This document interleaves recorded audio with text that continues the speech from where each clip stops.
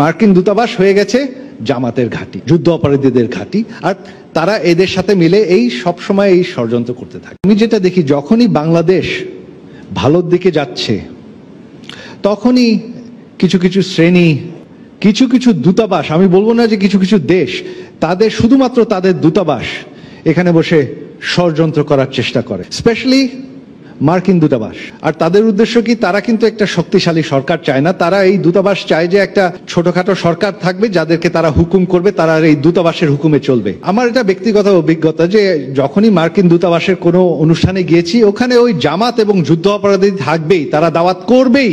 মার্কিন দূতাবাস হয়ে গেছে জামাতের ঘাঁটি, যুদ্ধ অপরাধীদের ঘাঁটি, আর তারা এদের সাথে মিলে এই সব সময় এই ষড়যন্ত্র করতে থাকে। আমরা কি চাই যে একটা উইক গভর্নমেন্ট যে অন্য কোনো দূতাবাসের হুকুমে চলবে? আমরা কি সেটা চাই? আমরা কি চাই যে আমাদের এই যে স্বাধীনতা, এই স্বাধীনতার অর্জন আমরা আবার হারিয়ে ফেলবো, জয় বাংলা আমরা আবার হারিয়ে ফেলবো?